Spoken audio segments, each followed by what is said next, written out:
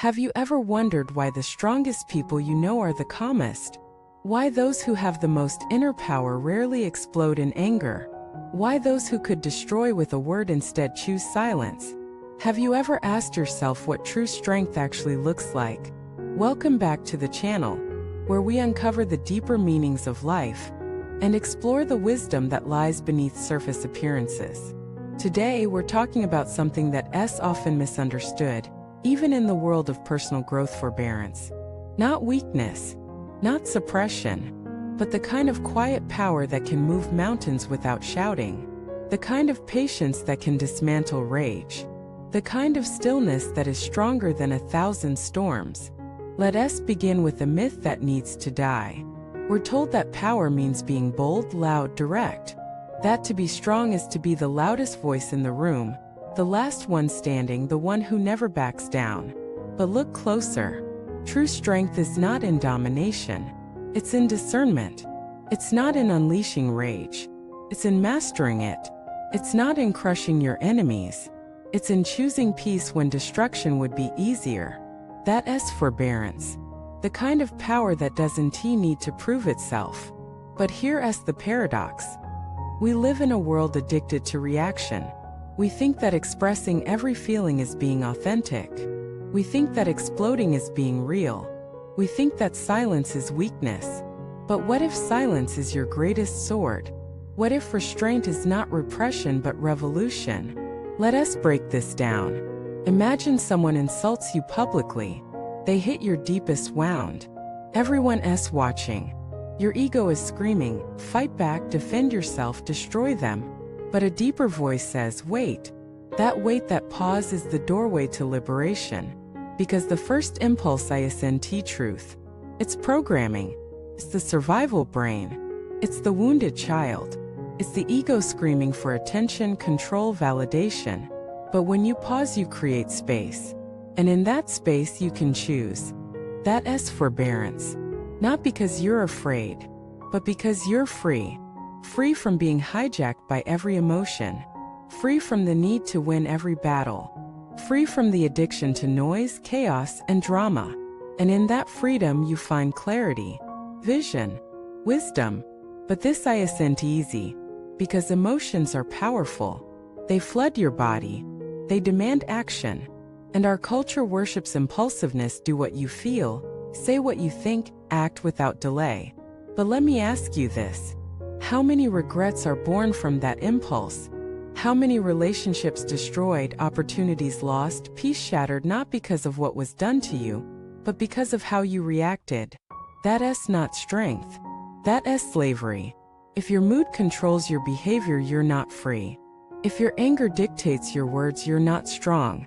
If your need to be right overrides your need to be kind, you're not in control. You're a prisoner of emotion. But there is another way. The path of forbearance is not about denying feelings. It's about integrating them, watching them, owning them.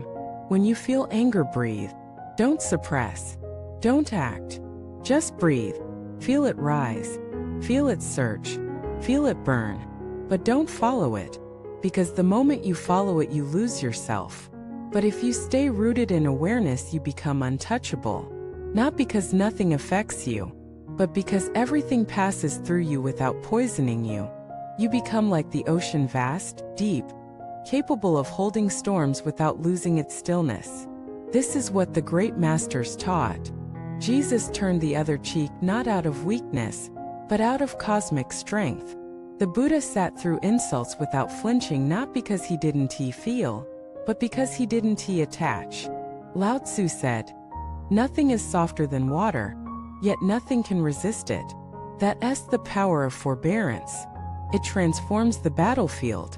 You don't fight fire with fire. You extinguish it with presence. But don't misunderstand forbearance isn't passivity. It's not about letting people walk all over you.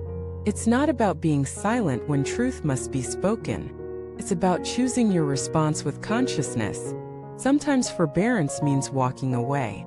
Sometimes it means speaking truth without venom. Sometimes it means holding your ground not with fury, but with calm certainty. It's not about shrinking. It's about elevating, because when you don't react, you rise above. And in that rising, you shift the entire energy of a situation. You become a mirror reflecting, not absorbing. You become a mountain unmoved by the storm. You become a beacon showing others another way. Now let us get practical. How do you cultivate forbearance? Start with your breath. Before you speak, breathe. Before you respond, breathe. Before you post, comment, attack, breathe. Inhale space. Exhale fire. Feel the urge to react and sit with it. Ask, what's really hurting here? Is it my pride? My fear? My need to be seen? And then ask, what would wisdom do here? Not ego, not pain, wisdom. Then act or don't act from that place. You'll find that most of what you wanted to say doesn't need to be said. Most battles aren't worth fighting. Most wounds aren't worth deepening. And in that space you'll feel power returning. Quietly, gently, unshakably. Because power doesn't need to shout. It only needs to be felt. And those who feel it will never forget it.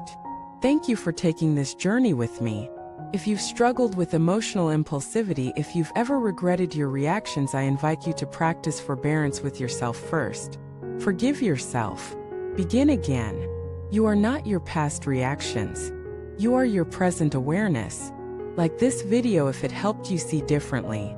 Subscribe for more insights like this. And hit the bell so we can walk this path together, one breath at a time.